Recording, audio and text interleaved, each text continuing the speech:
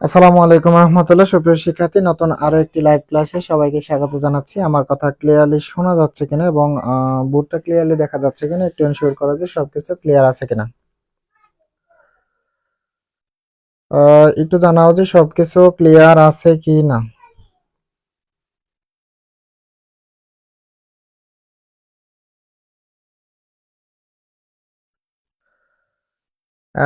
আচ্ছা, আলহামদুলিল্লাহ অনেকেই যুক্ত হয়ে গেছি।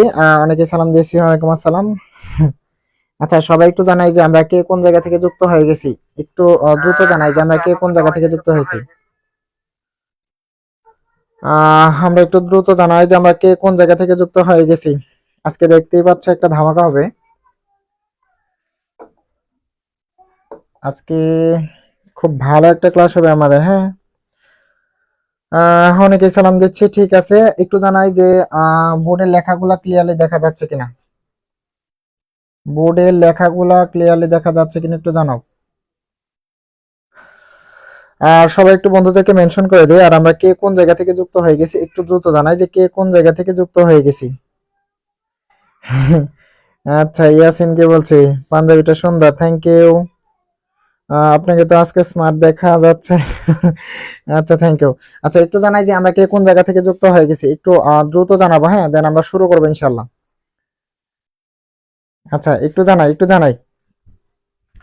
আচ্ছা, আলহামদুলিল্লাহ অনেকেই যুক্ত হয়ে গেছি আমরা। আচ্ছা, আমাদের ইয়াসিন আসছে, শাম্মী আসছে, আচ্ছা ঠিক আছে, আতিক আসছে, শান্তা আসছে, আব্দুল মালিক আসছে, ইচ্ছা নদী আসছে। আচ্ছা আচ্ছা, আলহামদুলিল্লাহ অনেকেই যুক্ত হয়ে গেছে। আমাদের সোনিয়া চলে আসছে, অনেক চলে আসছে। আচ্ছা, আহ ঠিক আছে। আমাদের আফসানা মিমি চলে আসছে। আচ্ছা, আমাদের মোহিত খালিদ চলে আসছে, ঠিক আছে। আমাদের ইয়াসিন বলেছে হচ্ছে দেওয়ানগঞ্জ, আপনার প্রতিবেশী। আচ্ছা, আমাদের আতিক হচ্ছে ময়মনসিংহ কমার্স কলেজ থেকে। আচ্ছা, ইচ্ছা নদী হচ্ছে দেওয়ানগঞ্জ থেকে। আমাদের মোহিত খালিদ হচ্ছে ঢাকা থেকে। সামনে হচ্ছে অল ক্লিয়ার। আচ্ছা, বাকিরা একটু দ্রুত জানাই যে আমরা কে কোন জায়গা থেকে যুক্ত হয়ে গেছি, দেন আমরা শুরু করবো ইনশাল্লাহ। আচ্ছা, আমাদের আফরুল সালাম দিয়েছি, ঠিক আছে, ওয়ালাইকুম আসসালাম। স্যার, আমাকে তো চিনেন? হ্যাঁ, তোমাকে চিনি না কেন? অবশ্যই চিনি তোমাকে, তোমাকে চিনবো না কি বলো। আচ্ছা, আমাদের খুলনা থেকে যুক্ত হয়ে গেছে হচ্ছে আমাতুল্লাহ ফাতেমা। আচ্ছা, আলহামদুলিল্লাহ অনেকেই যুক্ত হয়ে গেছি। ঝটপট একটু বন্ধুদেরকে মেনশন করে দিই আর লাইভটাকে শেয়ার করে দিই। ঝটপট একটু বন্ধুদেরকে মেনশন করে দিই এবং লাইভটাকে শেয়ার করে দিই। আমি চেষ্টা করবো হচ্ছে আমার দিক থেকে শেয়ারটা করে দেওয়ার জন্য। আচ্ছা, আমরা বাকিরা একটু শেয়ারটা করে দিই। হ্যাঁ, আচ্ছা, আমরা বাকিরা একটু দ্রুত শেয়ারটা করে দেই, দেন আমরা শুরু করবো ইনশাল্লাহ। আজকে খুব ভালো একটা ক্লাস উপহার দেব। আচ্ছা, ঠিক আছে, আমি আমার দিক থেকে অনেকটাই শেয়ার করে দিয়েছি। আচ্ছা, এবার একটু দ্রুত জানা যে আমরা এবার শুরু করতে পারি কিনা। সবাই কি রেডি? আচ্ছা, ঢাকা বাড্ডা থেকে হচ্ছে আমাদের আফুল যুক্ত হয়ে গেছে। আমাদের উসমান ফারুক চলে আসছে। আচ্ছা আলহামদুলিল্লাহ অনেকে যুক্ত হয়ে গেছে। আমাকে চিনেন স্যার? অবশ্যই চিনি। কি বলো ইয়াসিন, তোমাকে চিনবো না? আচ্ছা সবাইকে রেডি? আমরা যদি সবাই রেডি হয়ে থাকি তাহলে একটা কাজ করে, চলো কমেন্টে আর লিখে দেবো। আমরা যদি সবাই রেডি হয়ে থাকি তো কমেন্টে আর লিখে দেবো, দেন আমরা শুরু করব। আচ্ছা, আর যদি রেডি হয়ে থাকি তো কমেন্টে আর লিখে দেই। আচ্ছা আমাদের আব্দুল মালেক হচ্ছে রেডি। আচ্ছা আব্দুল মালেক হচ্ছে মেনশন দিয়েছে। আচ্ছা স্বামী মেনশন দিয়েছে। হ্যাঁ দ্রুত মেনশন দিয়ে আর একটু দ্রুত জানাই যে আমরা শুরু করতে পারি কিনা। আমাদের আর এস অনেক হচ্ছে আর, আচ্ছা রেডি। আব্দুল মালেক হচ্ছে রেডি। আচ্ছা ঠিক আছে, বাকিরা একটু জানাই যে আমরা রেডি কিনা, দেন আমরা শুরু করবো ইনশাল্লাহ। আচ্ছা আমাদের শান্তা হচ্ছে রেডি, আমাদের আমাতুল্লাহ ফাতেমা হচ্ছে রেডি, আমাদের শাম্মী হচ্ছে রেডি। আচ্ছা আমাদের মোহিত খালিদ হচ্ছে রেডি। আচ্ছা ঠিক আছে, তো আমরা শুরু করে দিব ইনশাল্লাহ। আচ্ছা আজকে হচ্ছে আমাদের পঞ্চম অধ্যায়ের প্রথম ক্লাস। আচ্ছা আমাদের শিশির হচ্ছে রেডি, ইয়াসিন হচ্ছে রেডি। আচ্ছা চলো শুরু করি। আজকে আমাদের পঞ্চম অধ্যায়ের প্রথম ক্লাস। আচ্ছা প্রথম কথা হচ্ছে আমরা আগে অধ্যায়ের নামটার সাথে পরিচিত হয়ে আসি। প্রথম কথা হচ্ছে আমরা যে অধ্যায়টা পড়তেছি সেই অধ্যায়টার নাম হচ্ছে প্রোগ্রামিং ল্যাঙ্গুয়েজ বা প্রোগ্রামিং ভাষা। এই অধ্যায়টার নাম হচ্ছে প্রোগ্রামিং ল্যাঙ্গুয়েজ বা প্রোগ্রামিং ভাষা। আচ্ছা অনেকে চলে আসছে, আমাদের নাসির চলে আসছে, আমাদের আবু হাসান চলে আসছে। বন্ধুদেরকে একটু দ্রুত মেনশন করে দেই, হ্যাঁ, দেন আমরা শুরু করবো ইনশাল্লাহ। আচ্ছা দেন আমরা শুরু করবো ইনশাল্লাহ।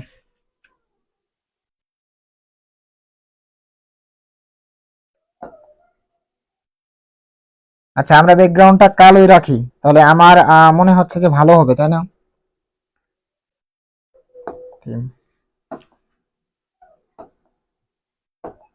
এটা রাখলেই ভালো হবে, আর আমাদের কালারটা আমরা সাদা নিতে পারি। আচ্ছা আমরা শুরু করে দিলাম। আচ্ছা সবাই যেহেতু রেডি, খাতা কলম নিয়ে বসতে পারি। আচ্ছা প্রথম কথা হচ্ছে আমরা আজকে যে অধ্যায়টার সাথে পরিচিত হব সেই অধ্যায়টার নাম হচ্ছে কি, চলো আগে দেখে নেই। প্রথম কথা হচ্ছে আজকে যে অধ্যায়টা পড়বো সেটা হচ্ছে অধ্যায় 5। অধ্যায় 5, এই অধ্যায়টার নাম কি? এই অধ্যায়টার নাম হচ্ছে প্রোগ্রামিং ল্যাঙ্গুয়েজ। অধ্যায়টার নাম হচ্ছে প্রোগ্রামিং ল্যাঙ্গুয়েজ বা প্রোগ্রামিং ল্যাঙ্গুয়েজ বা প্রোগ্রামিং ভাষা। আচ্ছা এইখান থেকে আমরা দুইটা কথা পেলাম, একটা হচ্ছে প্রোগ্রামিং আর একটা হচ্ছে প্রোগ্রামিং ভাষা। একটা পেলাম হচ্ছে প্রোগ্রামিং আর একটা পেলাম হচ্ছে প্রোগ্রামিং ভাষা। আচ্ছা চলো আমরা শুরু করে দিই ইনশাল্লাহ। আচ্ছা তাহলে প্রথম কথা হচ্ছে আমরা যে অধ্যায়টা পেলাম সেই অধ্যায়টার নাম হচ্ছে প্রোগ্রামিং ল্যাঙ্গুয়েজ বা প্রোগ্রামিং ভাষা। এইখান থেকে আমরা দুইটা টপিককে আলাদা করে নিই, চলো। একটা টপিকের নাম হচ্ছে প্রোগ্রাম, সুন্দর করে দেখার চেষ্টা করব। আচ্ছা আরেকটা টপিক পেলাম যে টপিকটার নাম হচ্ছে প্রোগ্রামিং ভাষা। একটা টপিক পেলাম সেটার নাম হচ্ছে প্রোগ্রাম, আরেকটা টপিক পেলাম সেটা হচ্ছে প্রোগ্রামের ভাষা বা প্রোগ্রামিং ল্যাঙ্গুয়েজ, প্রোগ্রামের ভাষা। এখানে দুইটা টপিক আমরা একটু বোঝার চেষ্টা করি। আচ্ছা ধরো তোমাকে আমি দুইটা জিনিস যোগ করতে বললাম বা দুইটা সংখ্যা আমি যোগ করতে বললাম। একটা সংখ্যা হচ্ছে 3 আর একটা সংখ্যা হচ্ছে 2, অর্থাৎ একটা সংখ্যা হচ্ছে 2 আর একটা সংখ্যা হচ্ছে 3। এখন আমি যদি এই দুইটা সংখ্যা তোমাকে যোগ করতে বলি, তো এই দুইটা সংখ্যা তুমি যোগ করবা কিভাবে? তুমি অবশ্যই ক্যালকুলেটরে কত উঠাবা? 2, দেন কি উঠাবা? প্লাস, তারপরে কি উঠাবা? 3, ইকুয়াল কত আসে আমাদের? 5। এই যে আমাদের দুইটা সংখ্যা ছিল, এই দুইটা সংখ্যা যোগ করার জন্য আমরা ক্যালকুলেটরকে কয়টা বার নির্দেশ দিলাম? দেখো এখানে প্রথমত 2 উঠাইতে হয়েছে, তারপর হচ্ছে প্লাস উঠাইতে হয়েছে, তারপরে 3 উঠাইতে হয়েছে, তারপরে ইকুয়াল দিতে হয়েছে। অর্থাৎ এই দুইটা সংখ্যা যোগ করার জন্য আমরা কম্পিউটারকে বা ক্যালকুলেটর তুমি যাই বলো না কেন, একে সাধারণত আমরা 4টা নির্দেশ দিয়েছি। অর্থাৎ এই দুইটা সংখ্যা যোগ করার জন্য আমরা কম্পিউটারকে বা ক্যালকুলেটরকে টোটাল কয়টা নির্দেশ দিয়েছি? 4টা নির্দেশ দিয়েছি। অর্থাৎ প্রথমত আমরা 2 উঠাবো, তারপরে প্লাস দিব, তারপরে 3 উঠাবো, তারপরে ইকুয়াল দেব, দেন হচ্ছে আমাদের উত্তরটা চলে আসবে। তাহলে এই দুইটা সংখ্যা যোগ করার জন্য আমরা কম্পিউটারকে টোটালি কয়বার নির্দেশনা দিলাম? 4 বার। অর্থাৎ একটা, দুইটা, তিনটা, 4টা। অর্থাৎ আমরা বলতেই পারি যে কম্পিউটারকে দিয়ে কাজ করিয়ে নেওয়ার জন্য একে যে নির্দেশনাগুলো দেওয়া হয় সেই নির্দেশনার সমষ্টিকে আমরা বলতে পারি প্রোগ্রাম। তাহলে প্রোগ্রামটা কাকে বলে? প্রোগ্রামটা কাকে বলে তাহলে আমরা এটার সংজ্ঞা যদি একটু লেখার চেষ্টা করি, এটার সংজ্ঞা যদি আমরা একটু লেখার চেষ্টা করি তাহলে আমরা এইভাবে লিখতে পারি যে কম্পিউটারকে দিয়ে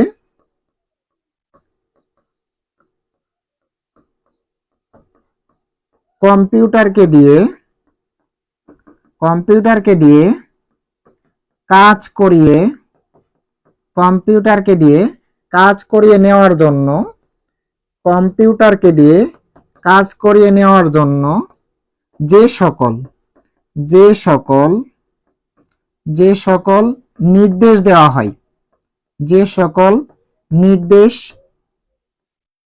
দেওয়া হয় মানে কম্পিউটারকে দিয়ে কাজ করে নেওয়ার জন্য আমরা যে নির্দেশনাগুলো দিয়ে থাকি অর্থাৎ কম্পিউটারকে দিয়ে কাজ করিয়ে নেওয়ার জন্য যে সকল নির্দেশ দেওয়া হয় তার সমষ্টিকে তার সমষ্টিকে তার সমষ্টিকে প্রোগ্রাম বলে। তার সমষ্টিকে কি বলে? তার সমষ্টিকেই প্রোগ্রাম বলে। তাহলে প্রোগ্রাম বিষয়টা মনে হয় ক্লিয়ার হওয়ার কথা। তাহলে কিভাবে বুঝলাম বিষয়টা? আচ্ছা আমি তোমাকে আবারও বোঝাচ্ছি। যেমন ধরো আমি তোমাকে বললাম একটা সংখ্যা হচ্ছে 5 আর একটা সংখ্যা হচ্ছে 6, এই দুইটা সংখ্যা আমি তোমাকে যোগ করতে বললাম। এই দুইটা সংখ্যা আমি তোমাকে কি করতে বললাম? যোগ করতে বললাম। এখন এই দুইটা সংখ্যা তুমি কিভাবে যোগ করবা? অর্থাৎ তুমি হচ্ছে প্রথমত 5 উঠাবা, তারপরে তুমি প্লাস উঠাবা, তারপরে হচ্ছে 6 উঠাবা, দেন আমাদের উত্তর চলে আসবে হচ্ছে 11। অর্থাৎ এই দুইটা সংখ্যা যোগ করার জন্য আমরা কম্পিউটারকে কয়বার নির্দেশনা দিলাম? প্রথমত 5 উঠালাম, এটা একটা নির্দেশনা। তারপরে হচ্ছে আমরা প্লাস উঠালাম, এটা আরেকটা নির্দেশনা। তারপরে আমরা 6 উঠালাম, এটা আরেকটা নির্দেশনা। তারপরে আমরা ইকুয়াল দিলাম, এটা আরেকটা নির্দেশনা। অর্থাৎ এই দুইটা সংখ্যা যোগ করার জন্য কম্পিউটারকে আমরা টোটাল নির্দেশনা দিলাম 4টি। এই 4টি নির্দেশনার সমষ্টিকে আমরা বলতে পারি হচ্ছে প্রোগ্রাম। এই 4টি নির্দেশনার সমষ্টিকে আমরা বলতে পারি প্রোগ্রাম। তাহলে সংজ্ঞাটা ইজি হয়ে গেল যে কম্পিউটারকে দিয়ে কাজ করিয়ে নেওয়ার জন্য যে সকল নির্দেশ দেওয়া হয় সেই সকল নির্দেশের সমষ্টিকে বলে প্রোগ্রাম। এই প্রোগ্রাম কথাটা যদি বুঝে থাকি তাহলে কাইন্ডলি আমরা লিখে দেব যে পিডি অর্থাৎ প্রোগ্রাম ডান। পিডি অর্থাৎ প্রোগ্রাম কাইন্ডলি আমরা লিখে দেব ডান। আমরা লিখে দেব হচ্ছে পিডি অর্থাৎ প্রোগ্রাম ডান। এই কথাটুকু যদি বুঝে থাকি তাহলে আমরা লিখব হচ্ছে প্রোগ্রাম ডান।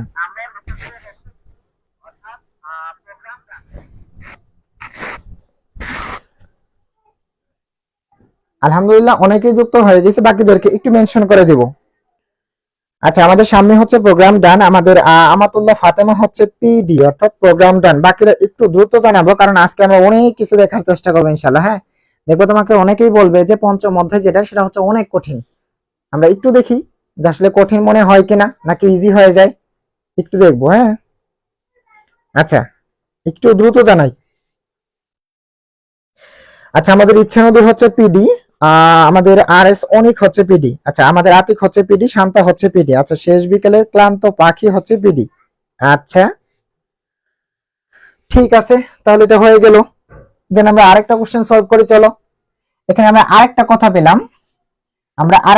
পেলাম সেটা হচ্ছে প্রোগ্রামের ভাষা। আমরা প্রোগ্রামটা কিন্তু বুঝে ফেলছি যে কম্পিউটারকে দিয়ে যে আমরা নির্দেশনাগুলো দেই সেই নির্দেশনার সমষ্টিগুলোকে আমরা বলবো হচ্ছে প্রোগ্রাম। আচ্ছা প্রোগ্রামের ভাষাটা কি? তার মানে প্রোগ্রাম আমরা বুঝে ফেলছি, এবার আমরা শিখবো হচ্ছে ভাষাটা কি। আচ্ছা কম্পিউটারের মধ্যে কি এক ধরনের ভাষা? অবশ্যই না। তার মানে কম্পিউটারের মধ্যে বিভিন্ন ধরনের ভাষা রয়েছে। তার মধ্যে কিছু ভাষা রয়েছে যেমন সি ভাষা, তারপর হচ্ছে সি প্লাস প্লাস, তারপর হচ্ছে জাভা, তারপর হচ্ছে ওরাকল, এরকম প্রচুর পরিমাণে ভাষা আছে। এখন আমরা যে কম্পিউটারকে দিয়ে কাজ করে নেব অবশ্যই আমাদেরকে যে কোনো একটা ভাষা ইউজ করতে হবে। এখন কম্পিউটারকে দিয়ে কাজ করে নেওয়ার জন্য আমরা যে সকল ভাষাগুলো ইউজ করি সেই ভাষাগুলোকে আমরা বলবো হচ্ছে প্রোগ্রামের ভাষা। তাহলে সংজ্ঞাটা একদম ইজি ওয়েতে আমরা বলতেই পারি, মানে এই সংজ্ঞার সাথে আমরা মিক্সড করে ফেলবো। কিভাবে? যে কম্পিউটারকে দিয়ে কাজ করিয়ে নেওয়ার জন্য যে সকল, এটা নির্দেশ দিলাম না, এবার বলবো হচ্ছে যে সকল ভাষা ব্যবহার করা হয়, যে সকল ভাষা ব্যবহার করা হয় তাকেই বলে প্রোগ্রামের ভাষা। তাকে কি বলে? তাকে বলে প্রোগ্রামের ভাষা। অর্থাৎ কম্পিউটারকে দিয়ে কাজ করিয়ে নেওয়ার জন্য আমরা যে সকল ভাষা ব্যবহার করব, একটা কম্পিউটারকে দিয়ে আমরা অনেকগুলো কাজ করে নিই, তার জন্য আমাদের যে কোনো একটা ভাষা ব্যবহার করতে হবে। আমরা যে ভাষাটাই ব্যবহার করে থাকি না কেন সেই ভাষাটাকে আমরা বলবো প্রোগ্রামের ভাষা। তাহলে আমরা বলতেই পারি যে একটা কম্পিউটারকে দিয়ে কাজ করে নেওয়ার জন্য যে সকল ভাষা ব্যবহার করা হয় সেই ভাষাগুলোকেই বলে প্রোগ্রামের ভাষা। এবার বলো প্রোগ্রামের ভাষাটা ক্লিয়ার কিনা। যদি আমাদের প্রোগ্রামের ভাষা কথাটা ক্লিয়ার হয় তাহলে আমরা লিখবো হচ্ছে PVC অর্থাৎ প্রোগ্রামের ভাষাটা ক্লিয়ার। পিভিসি, একটু দ্রুত জানাই যে প্রোগ্রামের ভাষাটা ক্লিয়ার কিনা।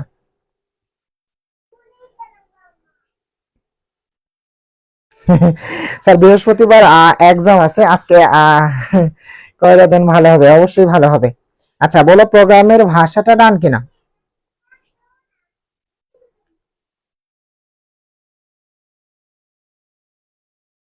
আচ্ছা একটু দ্রুত জানাই যে প্রোগ্রামের ভাষাটা ডান কিনা। আর সবাই একটু ঝটপট একটু লাইভে শেয়ার করে দেই, কারণ এতে তো কারো ক্ষতি হবে না, বরং হচ্ছে যারা তোমার শেয়ারের জন্য চলে আসবে তারা অনেকটা উপকৃত হবে, তোমার জন্য হচ্ছে কৃতজ্ঞতা প্রকাশ করবে।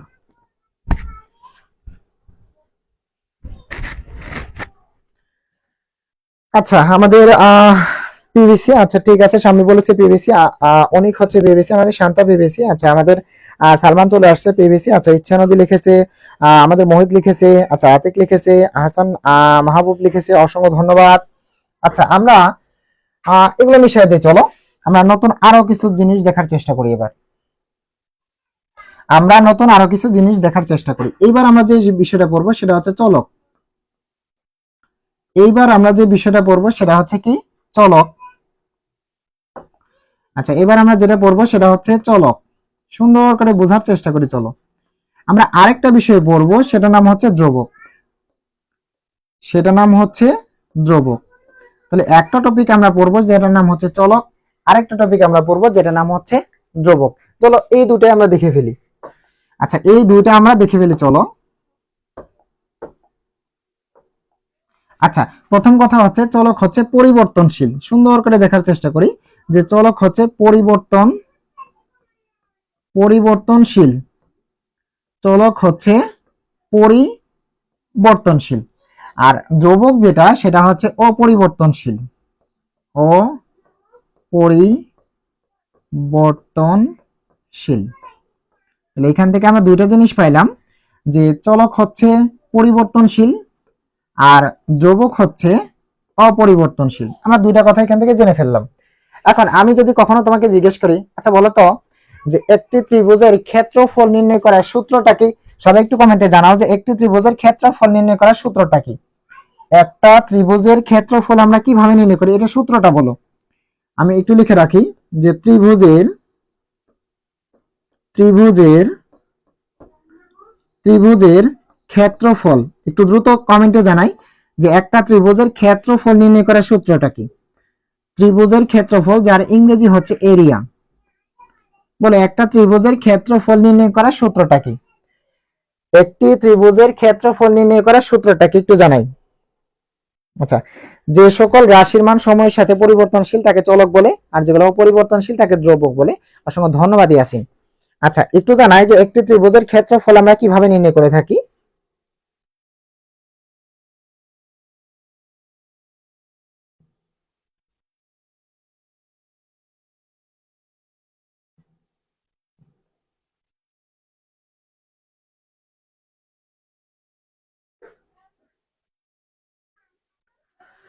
একটি ত্রিভুজের ক্ষেত্রফল আমরা কিভাবে নির্ণয় করে থাকি একটু জানাই যে একটি ত্রিভুজের ক্ষেত্রফল কিভাবে নির্ণয় করা হয়। আচ্ছা কমেন্ট অনেক দেরিতে আসে, যাই হোক আমরা জানি যে একটি ত্রিভুজের ক্ষেত্রফল নির্ণয় করার সূত্র হচ্ছে ঠিক এরকম, যে আমরা এইভাবেই শিখে আসছি, আর এটা সূত্র পরিবর্তন করার ক্ষমতা আদৌ কারণ নেই। তাহলে হাফ গুণন হচ্ছে ভূমি, হাফ গুণন ভূমি গুণন হচ্ছে উচ্চতা, হাফ গুণন ভূমি গুণন উচ্চতা। তো আমরা কি করব, এই হাফকে যদি ভাঙাই তাহলে আমাদের আসে হচ্ছে 0.5 গুণন ভূমিকে আমরা সংক্ষিপ্ততে বি বলবো আর উচ্চতাকে সংক্ষিপ্ততে এইচ বলবো। তার মানে হচ্ছে যে এরিয়া মানে ক্ষেত্রফল, কিসের ক্ষেত্রফল? একটা ত্রিভুজের ক্ষেত্রফল। তাহলে একটি ত্রিভুজের ক্ষেত্রফল নির্ণয় করার সূত্র হচ্ছে হাফ গুণন ভূমি গুণন উচ্চতা। আচ্ছা এটা গেল। এখন আমি তোমাকে দুইটা ত্রিভুজের ক্ষেত্রফল নির্ণয় করতে বলবো। যেমন ধরো একটা ত্রিভুজ হচ্ছে ঠিক এমন, আবার আরেকটা ত্রিভুজ হচ্ছে ঠিক এমন। আচ্ছা এটাকে যদি আমরা বলি হচ্ছে 1 নাম্বার ত্রিভুজ, এটাকে যদি আমরা বলি 2 নাম্বার ত্রিভুজ। এখন এই দুইটা ত্রিভুজের যে কোনো একটা ত্রিভুজের ক্ষেত্রফল নির্ণয় করতে বললাম তোমাকে, তার মানে তুমি সূত্র প্রয়োগ করবে হচ্ছে এইভাবে যে হাফ গুণন ভূমি গুণন উচ্চতা। এখন আমি যদি কখনো তোমাকে জিজ্ঞেস করি যে প্রথম যে চিত্রটা আছে এটার ক্ষেত্রফল নির্ণয় করো, তাহলে তুমি সূত্র প্রয়োগ করবা কিভাবে, হাফ গুণন ভূমি গুণন উচ্চতা। এখন আমি যদি বলি এই ত্রিভুজটার ক্ষেত্রফল নির্ণয় করো, তাহলেও তুমি সূত্র লিখবা হচ্ছে এইভাবে, হাফ গুণন ভূমি গুণন উচ্চতা। কখনো কি এমন বলা যাবে যে এই ত্রিভুজটা যেহেতু ছোট, তাহলে এখানে আমরা হাফ গুণন ভূমি গুণন উচ্চতা দিলাম। এই ত্রিভুজটা যেহেতু অনেক বড়, তাহলে একটা কাজ করি, 2 গুণন ভূমি গুণন উচ্চতা, 1 গুণন ভূমি গুণন উচ্চতা, এগুলো কি দেওয়া যাবে? অবশ্যই না। তার মানে তুমি যে কোনো ধরনের ত্রিভুজ থেকে ক্ষেত্রফল নির্ণয় করতে যাও না কেন, অবশ্যই তোমাকে সূত্র প্রয়োগ করতে হবে হাফ গুণন ভূমি গুণন উচ্চতা। মানে এটা পরিবর্তন করার ক্ষমতা কারোর নেই, অর্থাৎ হাফ গুণন ভূমি গুণন উচ্চতা। তবে হ্যাঁ, একটা জায়গাতে আমাদের কাজ আছে, সেই জায়গাটা হচ্ছে এখানে এরকম, যে আমরা যখন ছোট ত্রিভুজের ক্ষেত্রফল নির্ণয় করব, তখন আমাদের ভূমি এবং উচ্চতার মাপ যেটা আছে সেটা কম হবে, তাই না? আচ্ছা, যখন বড় ত্রিভুজের ক্ষেত্রফল নির্ণয় করতে যাব, তখন আমাদের ভূমি এবং উচ্চতার যে মানটা আছে সেটা অনেক বেশি হবে। এইখান থেকে একটা বিষয় ক্লিয়ার, যে ভূমি এবং উচ্চতার মান সেটা কমতেও পারে বাড়তেও পারে, মানে কমও হতে পারে বেশিও হতে পারে, কিন্তু এইখানে যে হাফ আছে সেই হাফের কখনো পরিবর্তন হওয়া সম্ভব নয়। এইখান থেকে একটা বিষয় ক্লিয়ার, যে এই ত্রিভুজের যে সূত্রটা আমরা পড়ে ফেললাম, সেই সূত্রের মধ্যে এটা বুঝে ফেললাম যে একটা ত্রিভুজের ক্ষেত্রফল নির্ণয় করার ক্ষেত্রে ভূমি এবং উচ্চতার যে মানটা আছে, সেটা কমতেও পারে আবার বাড়তেও পারে। তাহলে আমরা অবশ্যই বলতে পারি যে এটা হচ্ছে পরিবর্তনশীল। ভূমি এবং উচ্চতার যে মানটা আছে সেটা হচ্ছে পরিবর্তনশীল, অর্থাৎ এখানে ভূমি আর হচ্ছে উচ্চতা, এই দুইটা হচ্ছে পরিবর্তনশীল। কিন্তু ছোট হোক আর বড় হোক, যে কোনো ধরনের ত্রিভুজই হোক না কেন, এখানে হাফ এটা যা আছে তাই থাকবে। তাহলে অবভিয়াসলি আমরা এখানে বলতেই পারি যে হাফ এবং ভূমি হচ্ছে এখানে চলক, আর ধ্রুবক হচ্ছে এখানে, সরি, মানে ভূমি এবং উচ্চতা হচ্ছে এখানে আমাদের চলক, আর হাফটা হচ্ছে আমাদের এখানে ধ্রুবক। কারণ আমরা জানি যে চলক হচ্ছে পরিবর্তনশীল, যেহেতু এখানে ভূমি এবং উচ্চতার মানটা কমতেও পারে বাড়তেও পারে, সে কারণে আমরা একে বলবো চলক।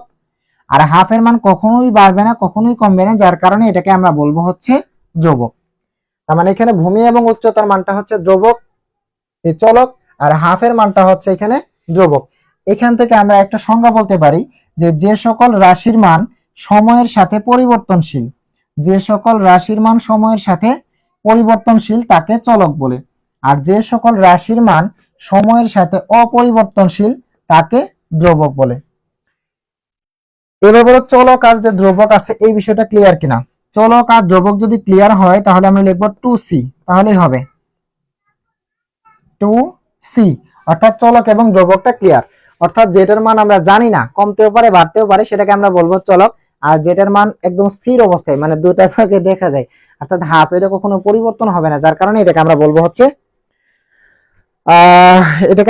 হচ্ছে কি ধ্রুবক।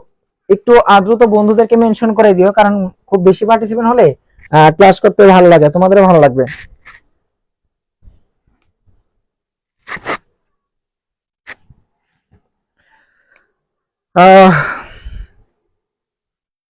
আচ্ছা, বন্ধুদেরকে একটু মেনশন করে দিই। আচ্ছা, শেষ বিকেলের ক্লান্ত পাখি হচ্ছে টুসি, থ্যাংক ইউ। আমাদের সালমান হচ্ছে টুসি, আমাদের সামনে হচ্ছে টুসি, আমাদের মোহিত খালিদ হচ্ছে টুসি। আচ্ছা, আমাদের উম্মে আইমান হচ্ছে টুসি। আচ্ছা, আবু হাসান হচ্ছে টুসি। আমাতুল্লাহ ফাতেমা হচ্ছে টুসি। আচ্ছা, আমাদের আর এস অনিক হচ্ছে টুসি, আমাদের শান্তা হচ্ছে টুসি, ইচ্ছানবী হচ্ছে টুসি, আতিক হচ্ছে টুসি, আমাদের সাবিহা জান্নাত বন্যা হচ্ছে টুসি। ঠিক আছে, থ্যাংক ইউ। এবার তোমাদেরকে আমি একটা ছোট টেস্ট নিয়ে চলো। এটা হচ্ছে এমন, আমি একটা সূত্র লিখে ফেলি, যে এখানে আমি লিখলাম হচ্ছে এভিজি, অর্থাৎ এভারেজ মানে হচ্ছে গড়। আমি বললাম এ প্লাস বি প্লাস হচ্ছে সি ডিভাইডেড বাই হচ্ছে 3। এখন তোমার কাছে আমার ফার্স্ট কোশ্চেন হচ্ছে এখানে এ বি সি কে তুমি কি বলবা? এ বি সি, একে তুমি কি বলবা? অপশন এ তে হচ্ছে চলক, আর অপশন বি তে হচ্ছে ধ্রুবক। বলো সঠিক উত্তর কোনটা হবে? A or B? দ্রুত জানো।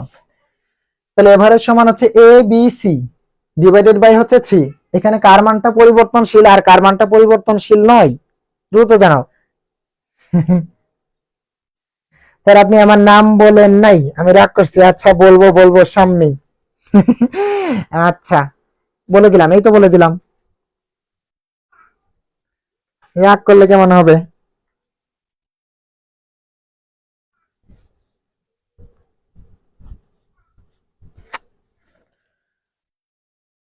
হা, হা, হা, হুম, হুম, হুম, হুম, হুম। আমাদের মহিদ মহিদ হচ্ছে চলক। আচ্ছা আবু হাসান হচ্ছে চলক, আমাদের উম্মে আইমান হচ্ছে চলক। আচ্ছা শেষ বিকেলের ক্লান্ত পাখি হচ্ছে চলক। আচ্ছা আমাদের সামনে হচ্ছে চলক, ইচ্ছা নদী হচ্ছে চলক। অবশ্যই এটা চলক হবে। কেন চলক হবে?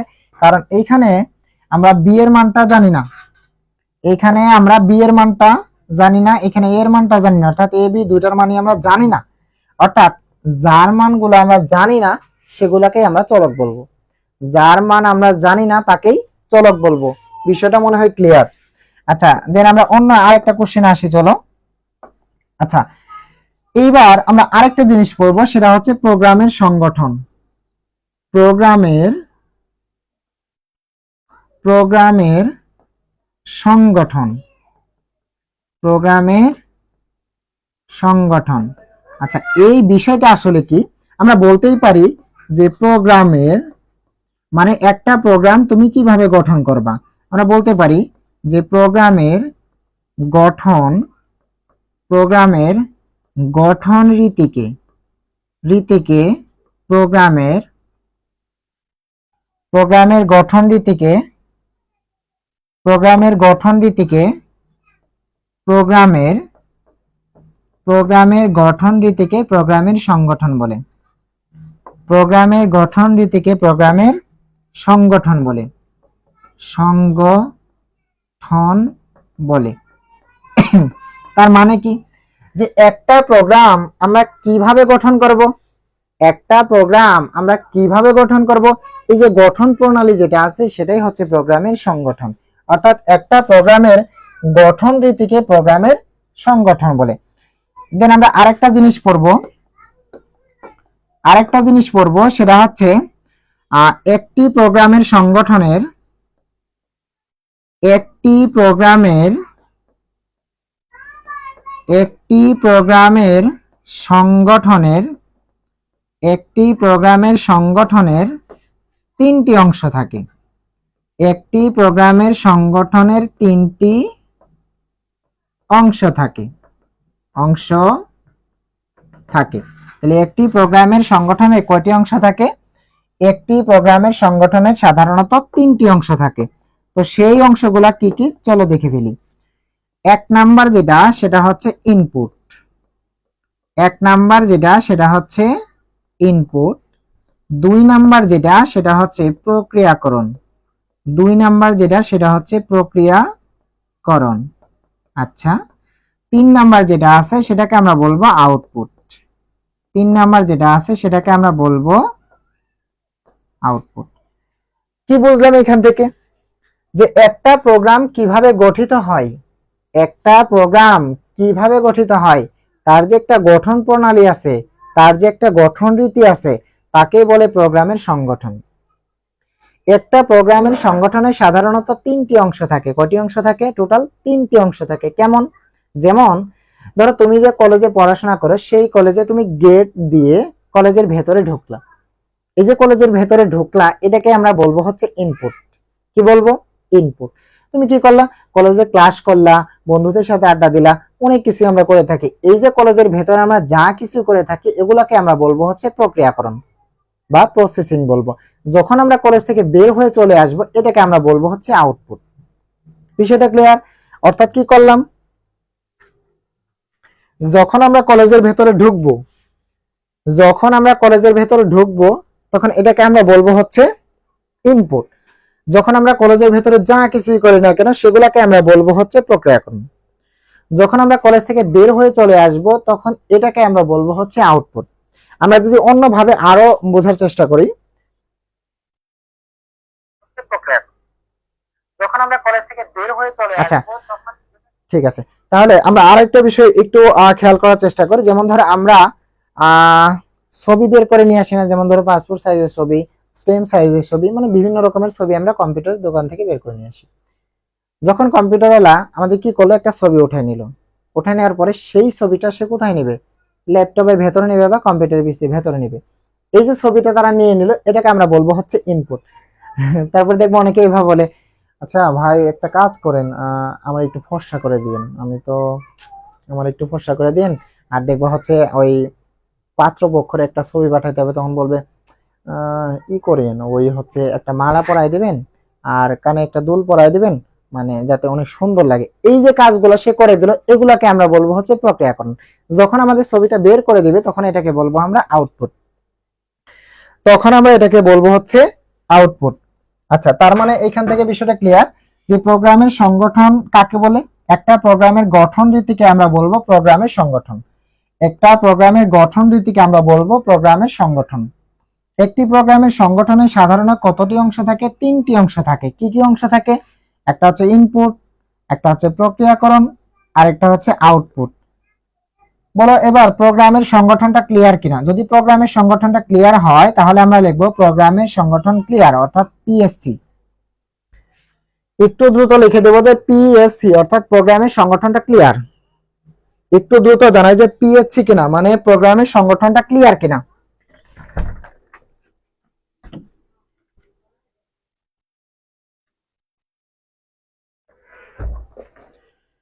একটু দ্রুত জানাও যে প্রোগ্রামের সংগঠনটা ক্লিয়ার কিনা। ও আচ্ছা, এডিট করে দেই। হ্যাঁ হ্যাঁ, এডিট করে দেই।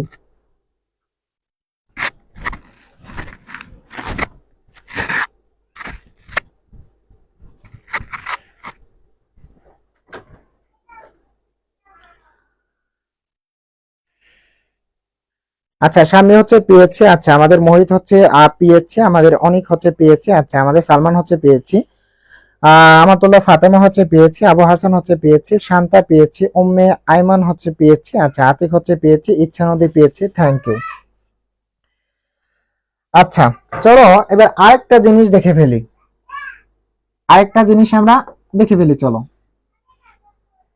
এটা কি বলবো? প্রথম কথা হচ্ছে এই অধ্যায়ে সাধারণত 3 ধরনের মেথ আসবে।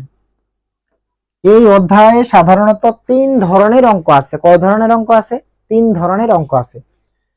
এই 3 ধরনের অঙ্কের মধ্যে নামগুলা কি কি?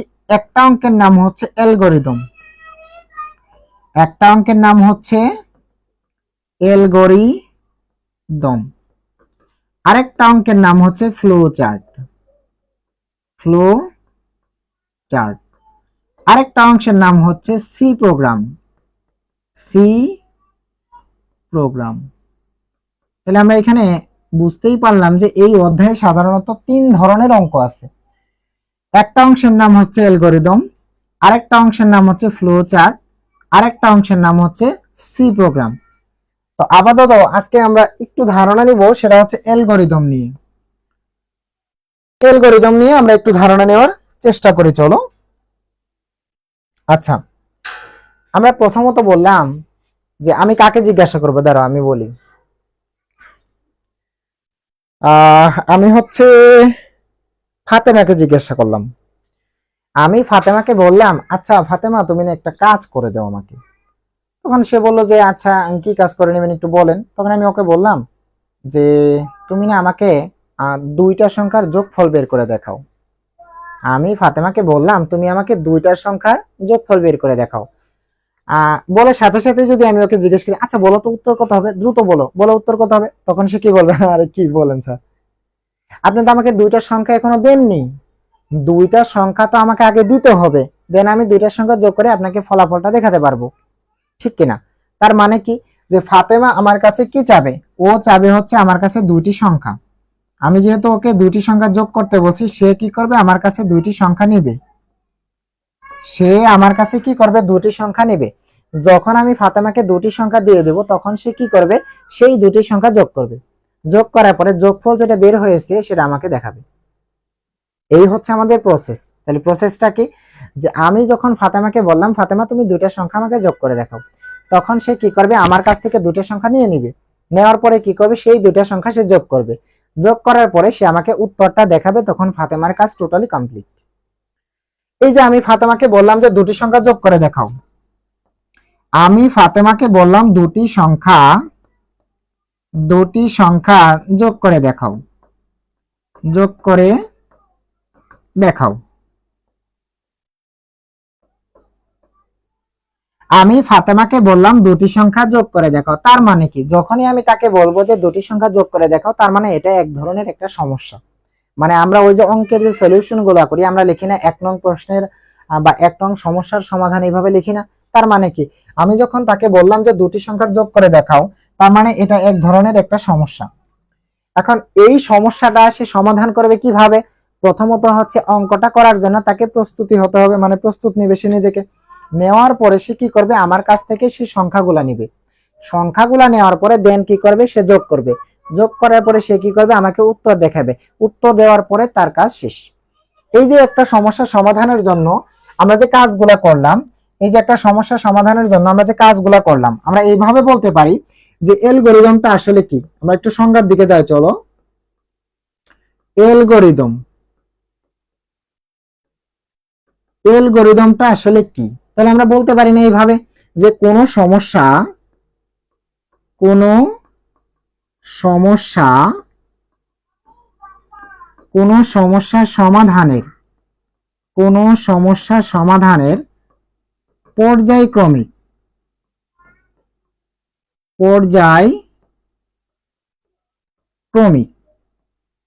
ধারা বর্ণনাকে, পর্যায়ক্রমিক ধারা বর্ণনাকে অ্যালগরিদম বলে। অ্যালগরিদম, অ্যালগরিদম বলে। তো এটা আমি এইভাবে কেন লিখলাম, সেটার বিস্তারিত ব্যাখ্যায় আসি, চলো। প্রথম কথা হচ্ছে কোন একটা সমস্যা আমি তোমাকে দিলাম, সেই সমস্যাটা তুমি কি করবে? সমাধান করবা। এখানে পর্যায়ক্রমিক কথাটা কেন আসলো? আচ্ছা, তুমি দুটি সংখ্যা যে যোগ করে দেখাইতে চাইতেছো, তাহলে প্রথম কথা হচ্ছে তোমাকে প্রস্তুত হতে হবে। দেন আমার কাছে তোমার সংখ্যা নিতে হবে, মানে এগুলা ধাপে ধাপে কাজগুলো হচ্ছে। প্রথমত তোমাকে প্রস্তুত হতে হবে, দেন আমার কাছ থেকে সংখ্যা নিতে হবে, তারপরে তোমাকে যোগ করতে হবে, আমাকে উত্তর দেখাতে হবে, দেন তোমার কাজ শেষ। তাহলে এগুলা কি পর্যায়ক্রমিক কাজগুলো হচ্ছে না? তা না হলে কি তুমি এইভাবে আমাকে বলতে পারবা, স্যার আপনি যেহেতু আমার কাছে দুইটা সংখ্যা যোগ করে চাচ্ছেন, তো আপনি আমাকে উত্তরটা বলে দেন। তো আমি তোমার কাছে যোগ করে চাইতেছি, তুমি কি আমার কাছে উত্তর চাইতে পারবে? অবশ্যই না। তার মানে কি প্রথমত তোমাকে প্রস্তুত হতে হবে, আমার কাছে দুটি সংখ্যা নিতে হবে, এই সংখ্যা দুটি যোগ করতে হবে, আমাকে উত্তর দেখাতে হবে, দেন তোমার কাজ শেষ। তার মানে এই যে কাজগুলা হচ্ছে, এই কাজগুলা কিভাবে হচ্ছে? এই কাজগুলা পর্যায়ক্রমিক ভাবে হচ্ছে। অর্থাৎ কোন সমস্যা সমাধানের পর্যায়ক্রমিক যে একটা ধারা বর্ণনা আছে, একেই সাধারণত অ্যালগরিদম বলে। এই সংজ্ঞাটা যদি ক্লিয়ার হয়, তাহলে আমরা লিখবো হচ্ছে এসসি, অর্থাৎ সংজ্ঞাটা ক্লিয়ার। সবাই একটু লাইভটাকে শেয়ার করে দেই, সবাই একটু লাইভটাকে শেয়ার করে দেই, এতে কারো ক্ষতি হবে না, বরং যারা লাইভে চলে আসতে পারবে তোমার একটা শেয়ারের কারণে, বরং তার অনেকটা লাভ হবে।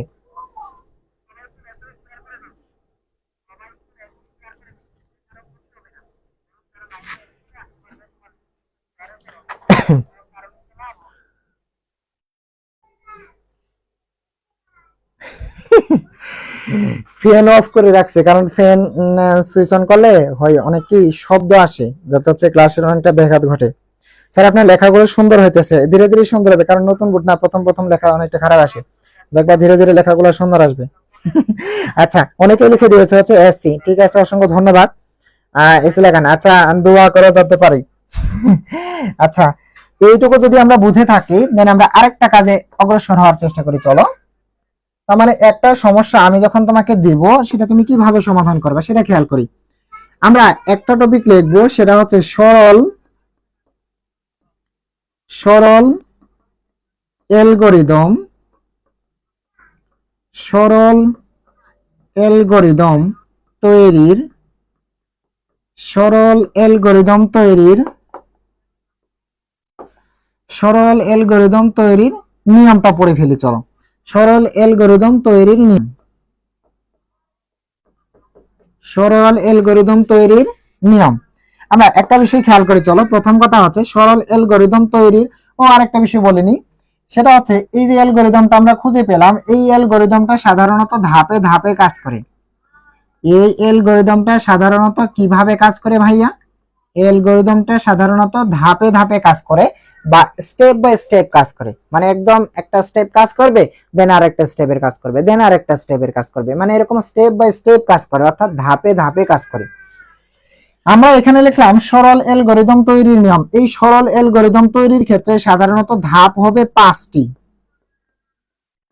এইখানে ধাপ হবে টোটাল 5টি। এইখানে ধাপ হবে টোটাল কতটি বলতো? 5টি। অর্থাৎ সরল অ্যালগরিদম তৈরির ক্ষেত্রে টোটাল ধাপ হবে 5টি। কিভাবে? প্রথম ধাপ যেটা আছে সেই ধাপে আমাদের কাজগুলো শুরু করতে হবে। তার মানে প্রথম ধাপে আমরা কি করব? কাজটা শুরু করব। আবার এই যে শেষ ধাপটা আছে সেই শেষ ধাপে কি করব? এই যে কাজটা আমরা শুরু করলাম সেই কাজটা আমরা শেষ করব।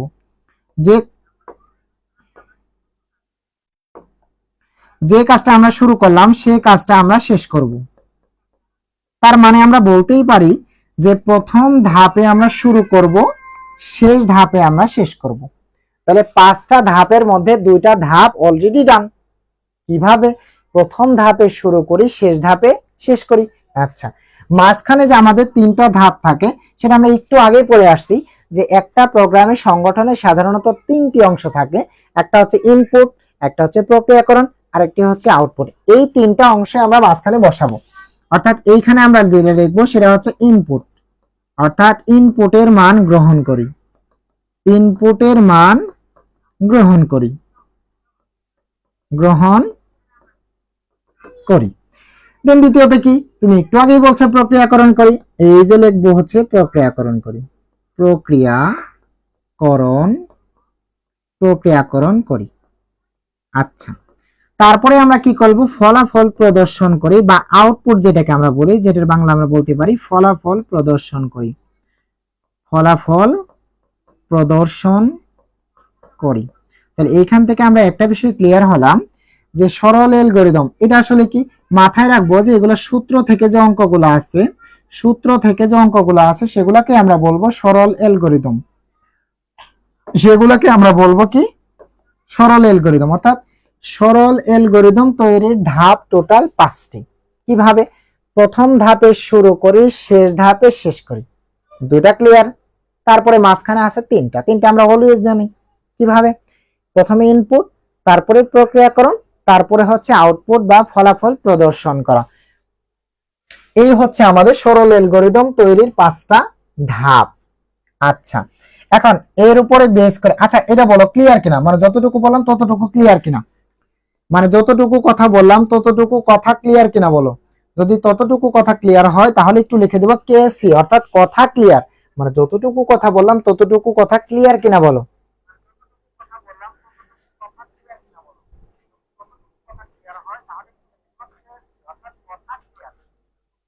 আচ্ছা, যতটুকু বললাম ততটুকু ক্লিয়ার কিনা একটু জানাই যে ততটুকু ক্লিয়ার কিনা।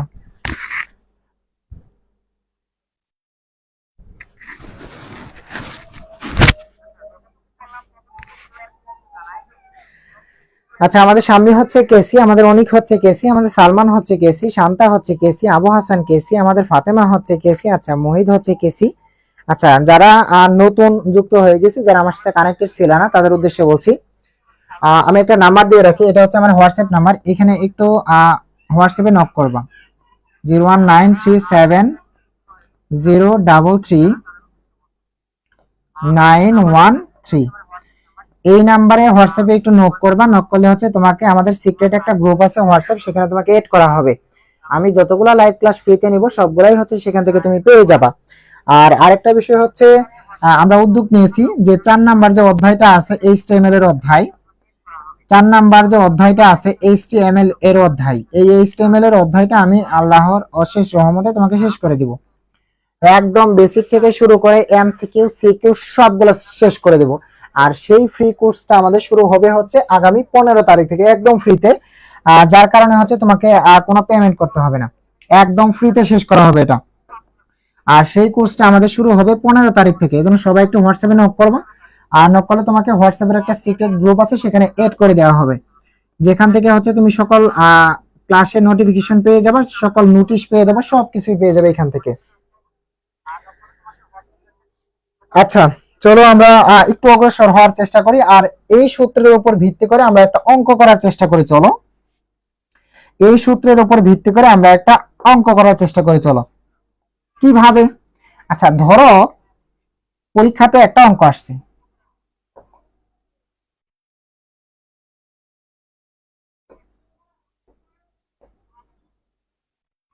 আচ্ছা পরীক্ষাতে একটা অঙ্ক আসছে, যেমন অঙ্কটা কেমন হতে পারে। আচ্ছা আমাদের অঙ্কটা কেমন হতে পারে, ধরো একটা কোশ্চেন ওরা বলে দিছে এইভাবে, 1 নাম্বার কোশ্চেন ওরা এইভাবে বলে দিছে, একটি ত্রিভুজের একটি ত্রিভুজের একটি ত্রিভুজের ক্ষেত্রফল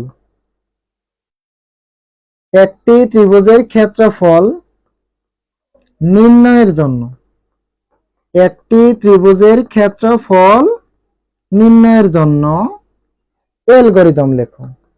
এটা একটা কোশ্চেন ওরা বলে দিছে যে একটি ত্রিভুজের ক্ষেত্রফল নির্ণয়ের জন্য অ্যালগরিদম লেখো। দেখো একটু পরেই ধামাকা শুরু হবে, একটু পরেই ধামাকা শুরু হবে, সেটা দেখবা কিভাবে। হ্যাঁ একটু পরে আমাদের ধামাকাটা শুরু হবে, যে অঙ্কগুলো কিভাবে সলভ করা যায়, কত ইজি। অনেকে তোমার ভয় দেখাবে যে পঞ্চম অধ্যায় তো কি পরিমাণ ইজি, তুমি তো জানোই না, তুমি তো এটা পারবে না, তোমার দ্বারা সম্ভব না। আচ্ছা একটি ত্রিভুজের ক্ষেত্রফল নির্ণয় করার সূত্র কি বলতো, আমরা একটু আগেই পড়ে ফেলছি যে একটি ত্রিভুজের ক্ষেত্রফল নির্ণয় করার সূত্র হচ্ছে এরিয়া। এরিয়া মানে ক্ষেত্রফল, অর্থাৎ হাফ গুণন, এই অধ্যায়ে গুণনকে আমরা হচ্ছে স্টার দ্বারা প্রকাশ করব আর ভাগকে এরকম স্লেশ দ্বারা প্রকাশ করব। হাফ গুণন ভূমি গুণন হচ্ছে উচ্চতা। তাহলে আমাদের একটি ত্রিভুজের ক্ষেত্রফল নির্ণয় করার সূত্র হচ্ছে কি, একটি ত্রিভুজের ক্ষেত্রফল নির্ণয় করার সূত্র আমরা পেয়ে গেলাম হচ্ছে হাফ গুণন ভূমি গুণন উচ্চতা। চলো এবার আমরা অঙ্ক করার চেষ্টা করি যে অঙ্কটা আসলে কেমন হবে। আমরা জানি যে এরকম যখনই হচ্ছে একটা সূত্রে, যেমন এটা একটা সূত্র, এরকম কোন সূত্রের যখন অ্যালগরিদম করতে বলবে তখন আমরা মাথায় রাখবো যে এখানে ধাপ আসবে টোটাল কয়টি, 5টি। তাহলে আমরা ধাপ 5টা লিখে ফেলি। চলো প্রথমে স্টেপ মানে হচ্ছে ধাপ, স্টেপ 1 আসবে, স্টেপ 2 আসবে, স্টেপ 3 আসবে, আবার স্টেপ 4 আসবে, আবার স্টেপ 5 আসছে। আমরা এখানে দেখে আসছি যে প্রথম ধাপে শুরু করতে হয়, শেষ ধাপে শেষ করতে হয়, এটা একদম ইজি। তাহলে প্রথমে আমরা লিখবো হচ্ছে স্টার্ট, তারপরে আমরা লিখবো হচ্ছে এন্ড, অর্থাৎ প্রথম ধাপে আমরা শুরু করলাম, শেষ ধাপে আমরা শেষ করলাম। এর থেকে আর ইজি হয় না, অর্থাৎ প্রথম ধাপে আমরা শুরু করলাম, শেষ ধাপে আমরা শেষ করলাম। আচ্ছা মাঝখানে 2 নাম্বার স্টেপে যাবে আমাদের ইনপুট। চলো আমরা ইনপুটটা লিখে ফেলি, এই যে ইনপুট। আচ্ছা এবার কার কথা বলি,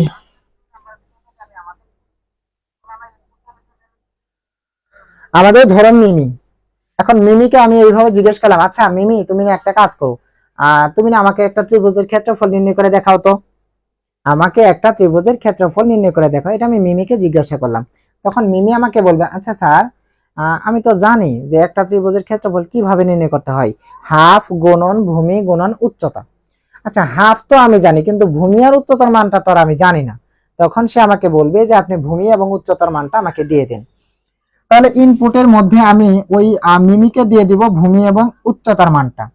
আমি আরো যদি শর্টকাটে বোঝানোর চেষ্টা করি, যে প্রথম কথা হচ্ছে আমরা যে সূত্রটা লিখে ফেলছি, আমরা এখানে যে সূত্রটা লিখে ফেলছি এই সূত্রে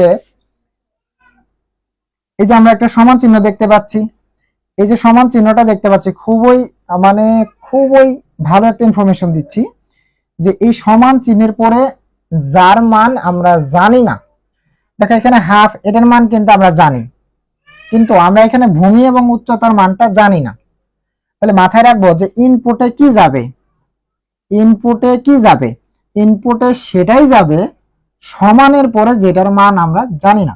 তাহলে সমানের পরে আমরা হাফ, এটা কিন্তু আমরা জানি, কিন্তু ভূমি এবং উচ্চতার মানটা আমরা জানি না। তাহলে ইনপুট হিসাবে আমাদের যাবে হচ্ছে ভূমি এবং উচ্চতার মানটা। আমি যদি এমনিতেই একটা সূত্র তোমাকে লিখে দেখাই, যে এ ভিজি সমান হচ্ছে এ প্লাস বি স্লেশ হচ্ছে 2, তাহলে এইটুকুর মধ্যে আমাকে বলতো যে এখানে ইনপুট হিসাবে তুমি কি নিবা। এখানে আমি আগেই বলে দিলাম সমান চিহ্নের পরে যেটার মান আমরা জানি না তার মানটা ইনপুট হিসাবে নিতে হয়। তাহলে বলো এই প্রশ্নটার মধ্যে তুমি ইনপুট হিসাবে কি নিবা, খালি এ নিবা, খালি বি নিবা, তারপরে খালি টু নিবা নাকি কোনটা নিবা আমাকে একটু জানাও তো, আমাকে একটু জানাও তো যে তুমি কোনটা নিবা,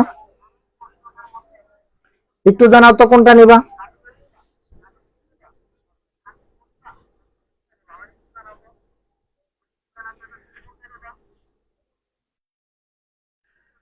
আচ্ছা আমাদের অনেক বলছে হচ্ছে এ বি, আচ্ছা আমাদের সালমান বলছে হচ্ছে এ প্লাস বি। আচ্ছা বাকিরা একটু জানাও তো যে তুমি কি নিতে চাও, বাকিরা একটু জানাও তো যে কি নিতে চাও।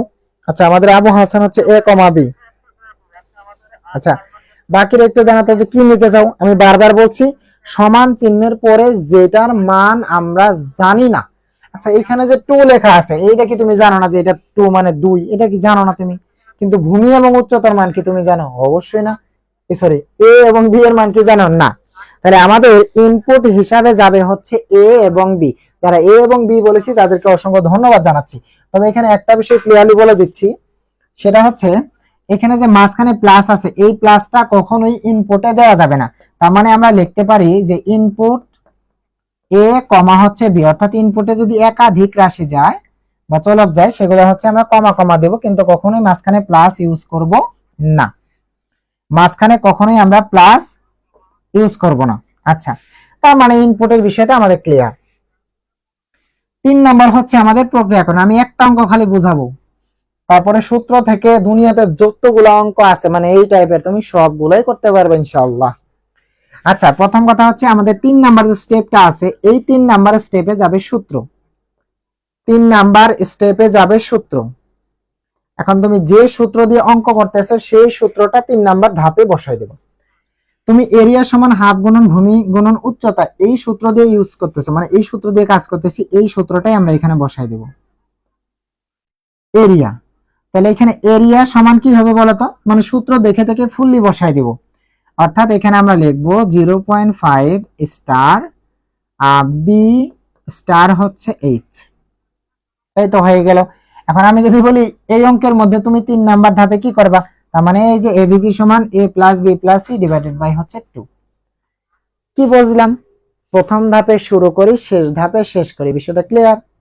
2 নাম্বার ধাপে আমাদের ইনপুট যাবে, আমরা ইনপুট কোনটা নিব, সমান চিহ্নের পরে যেটার মান জানি না সেটা ইনপুটে যাবে। 3 নাম্বার ধাপে কি যাবে, 3 নাম্বার ধাপে যাবে সূত্র, যে সূত্র দিয়ে আমরা অঙ্ক করব ঠিক সেই সূত্রটাই 3 নাম্বার ধাপে যাবে। আমরা যদি এই সূত্র দিয়ে অঙ্ক করি তাহলে এই সূত্রটাই আমাদের 3 নাম্বার ধাপে যাবে। আমরা এই সূত্র দিয়ে অঙ্ক করলাম জন্য এই সূত্রটা আমরা 3 নাম্বার ধাপে বসাইলাম। এখন আমি যদি আবু হাসানকে জিজ্ঞেস করি, আচ্ছা আবু হাসান তুমি বলো তো যে আমাকে দুইটা সংখ্যা যোগফল করে দেখাও, তাহলে আবু হাসান আমারে কি দেখাবো, যোগফল দেখাবো। আমি যদি তাকে বলি ক্ষেত্রফল দেখাও, তার মানে সে আমাকে ক্ষেত্রফল দেখাবে।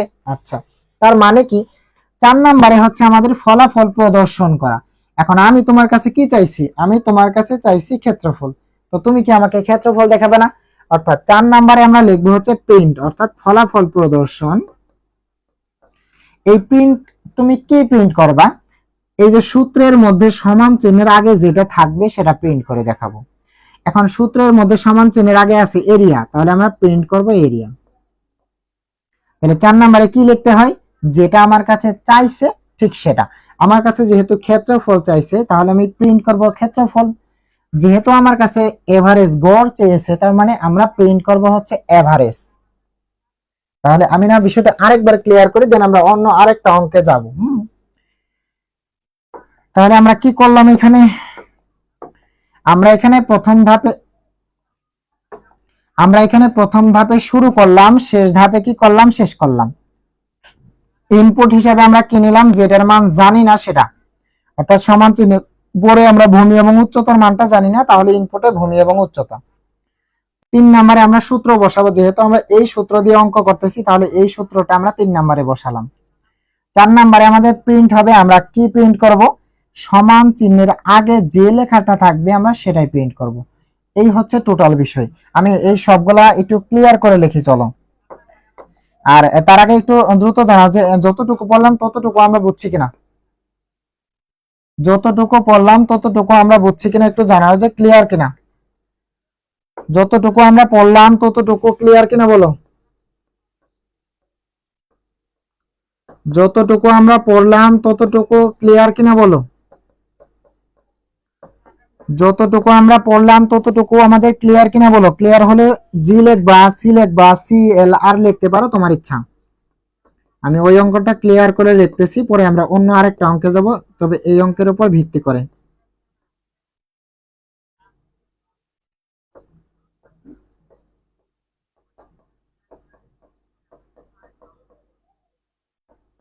খুব গরম লাগে, কত কষ্ট করতে হয় ক্লাসে এসে।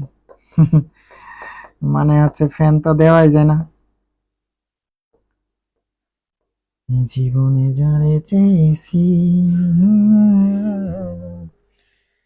তারপরে আবার দেখা হবে, কালকে এক্সাম আছে, ম্যাথ করি। আল্লাহ হাফেজ, অবশ্যই আল্লাহ হাফেজ। আচ্ছা তুমি যাও, পরে দেখে নিও। আচ্ছা বাকি আমরা যারা আছি তাদের উদ্দেশ্যে বলছি, আমরা আরেকটা অঙ্ক করব এর উপর বেস করে। হ্যাঁ দেখো, আমরা আরেকটা অঙ্ক করব তার উপর বেস করে, দেখো কিভাবে করি আমরা। আচ্ছা আমি তোমাকে যদি এইভাবে বলি যে সাম সমান A plus B plus C, এই সূত্র দ্বারা তুমি একটা অ্যালগরিদম করে দেখো। এই সূত্র দ্বারা তুমি একটা অ্যালগরিদম করে দেখাও। এখন বলো তো এই অ্যালগরিদম কি তুমি পারবা না? তার মানে কি হবে? এই যে প্রথমত স্টার্ট, এটা তো ঠিক থাকবে, প্রথমত স্টার্ট এটা কিন্তু ঠিক থাকবে। আচ্ছা তাহলে ইনপুট কি হবে? ইনপুট আগে ছিল হচ্ছে বিএইচ, এবার বিএইচ হবে না। মানে জানো তো ইনপুট কি লিখবো আমি? আমারে জানাও তো আমি ইনপুট কি লিখবো, দ্রুত জানাও আমি ইনপুট কি লিখবো।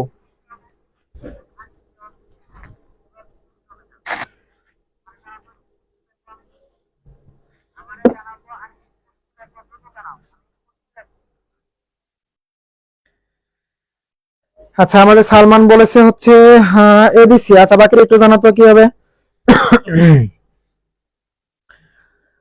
অনেক হচ্ছে এবিসি। আচ্ছা স্যার আপনার কথা রাখেন নাই, আপনার গান গাওয়ার কথা ছিল। গান গাবো যাও এবার, গান গাবো যাও, কিন্তু আমাদের সিক্রেট গ্রুপ যেটা আছে সেখানে, এখানে বলা যাবে না। আচ্ছা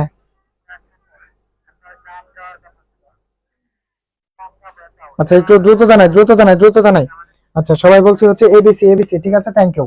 কারণ সমান চিহ্নের পরে আমরা এবিসির মানটা জানি না, তাহলে আমাদের ইনপুটে যাবে হচ্ছে এ বি সি, আমাদের ইনপুটে যাবে হচ্ছে এ বি সি। আচ্ছা তাহলে আমাদের ইনপুটে কি যাবে? ইনপুটে যাবে হচ্ছে এ বি আর একটা হচ্ছে সি। বলতো 3 নম্বরে কি যাবে? বলতো 3 নম্বরে আমি কি লিখবো? একটু দ্রুত জানাইতে হবে। হ্যাঁ এটা অনেক ইজি একটা অঙ্ক, আসলে অনেক ইজি না, কিন্তু আমাদের বোঝানোর কৌশলটাই হচ্ছে ইজি, যার কারণে আমাদের কাছে ইজি মনে হচ্ছে।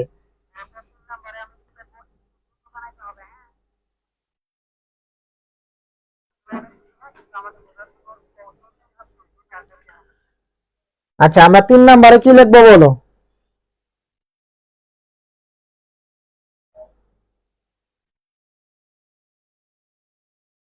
হ্যাঁ 3 নম্বরে আমরা সূত্রটা লিখে দেব, যে সূত্র দিয়ে আমাদের অঙ্ক করতে বলা হয়েছে ঠিক সেই সূত্রটা লিখে দেব। তাহলে সূত্রটা কি হবে? সাম সমান A plus B plus C. তাহলে আমাদের প্রিন্ট হবে কি? প্রিন্ট হবে হচ্ছে সমান চিহ্নের আগে যেটা লেখা আছে ঠিক সেটা। সমান চিহ্নের আগে সাম লেখা আছে, তাহলে প্রিন্ট হবে সাম। এটা ধরো আমাদের 2 নম্বর একটা অঙ্ক। যদি 2 নম্বর অঙ্কটা ক্লিয়ার হয়ে থাকে তাহলে আমরা লিখবো হচ্ছে 2C।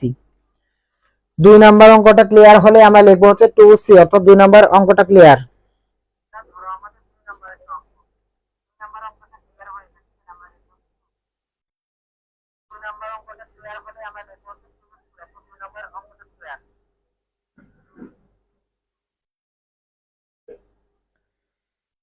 আচ্ছা আমাদের সালমান 2C, আবু হাসান 2C, আচ্ছা বন্যা হচ্ছে 2C, আমাদের অনিক হচ্ছে 2C। আচ্ছা এবার আমি এমনিতে একটা অঙ্ক লিখবো, দেখি আমরা পারি কিনা। আমরা এমনিতে একটা অঙ্ক লিখবো, দেখি আমরা পারি কিনা। আমি এমনিতে একটা সূত্র লিখে দেবো, জাস্ট খেয়াল করো। আমি বললাম এখানে যে এফ সমান 3.25 প্লাস হচ্ছে কে সি, সরি কে না দিয়ে আমরা অন্য আরেকটা কিছু দেই, কে তো থাকবেই। আচ্ছা কে প্লাস হচ্ছে ডি, ধরা এটা দিয়ে তোমাকে অ্যালগরিদম করতে বলা হয়েছে, এটা দিয়ে অ্যালগরিদম করতে বলা হয়েছে। তাহলে আমরা দেখো কিভাবে করতে পারি, আমরা কিভাবে করতে পারি। আচ্ছা তার মানে আমরা এটা এইভাবে করতে পারি যে আমাদের ইনপুটে যাবে হচ্ছে কি কি যাবে, কে যাবে আর ডি যাবে। তাহলে ইনপুট হচ্ছে কে কমা ডি, ঠিক আছে। আচ্ছা, তারপরে কি করব আমরা, তারপরে সূত্রটা লিখে দেব 3 নম্বরে। সূত্র কি হবে, f সমান 3.25 প্লাস হচ্ছে কে প্লাস হচ্ছে ডি। তাহলে আমাদের প্রিন্ট হবে কি, প্রিন্ট হবে f। বলো 3 নাম্বার অঙ্কটা ক্লিয়ার কিনা? 3 নাম্বার অঙ্কটা ক্লিয়ার হলে আমরা লিখবো হচ্ছে 3c। যে 3 নাম্বার অঙ্কটা ক্লিয়ার, 3 নাম্বার অঙ্কটা ক্লিয়ার হলে আমরা লিখে দেব হচ্ছে 3c, অর্থাৎ 3 নাম্বার অঙ্কটা ক্লিয়ার। একটু দ্রুত জানাবো, হ্যাঁ, যে 3 নাম্বার অঙ্কটা ক্লিয়ার কিনা।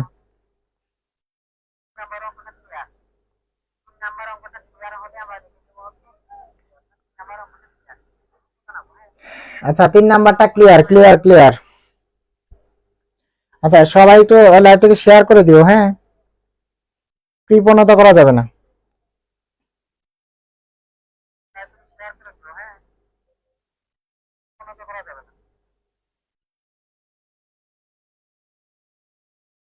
আচ্ছা, তাহলে এবার বলো, আমরা যতটুকু আজ পড়লাম, আমরা আজ যতটুকু পড়লাম বা আমরা আজ যতটুকু দেখলাম ততটুকু আমাদের কেমন লাগলো, বা আমাদের কাছে অনেক সময় দেখা গেছে এই বিষয়টা ইজি মনে হয় না, অনেক বেশি কঠিন মনে হয়। বা আমাদের বড় ভাইয়া আপু যারা আছে তারা দেখবা অনেক সময় তো অনেক প্যারা দিবে যে আসলে এই বিষয়টা অনেক কঠিন, তারপর এটা পারা যাবে না, এরকম। একটু জানা যে যতটুকু বললাম ততটুকু কেমন লাগলো। আর যারা নতুন বা পরবর্তীতে এই লাইভটি দেখবে, মানে পরবর্তীতে যে রেকর্ডেড ভিডিওটা দেখবে, তাদের অবশ্যই বলি যে তারা হচ্ছে আমাকে নক করবা, যে আমি যাতে তোমাদেরকে যুক্ত করে দিতে পারি নতুন আরেকটা গ্রুপে। মানে হচ্ছে আমাদের পার্সোনাল যে গ্রুপটা আছে সেখানে তুমি যুক্ত হওয়ার জন্য আমার এই নাম্বারটাতে হোয়াটসঅ্যাপে নক করতে পারো, যে আমাকে হোয়াটসঅ্যাপ সিক্রেট গ্রুপে দেন ফ্রি ক্লাস। তাহলে 01937033913, এটা হচ্ছে হোয়াটসঅ্যাপ নাম্বার। এই নাম্বারটাতে একটু নক করবা, আমি তোমাকে হচ্ছে সেই গ্রুপে অ্যাড করে দেবো ইনশাল্লাহ,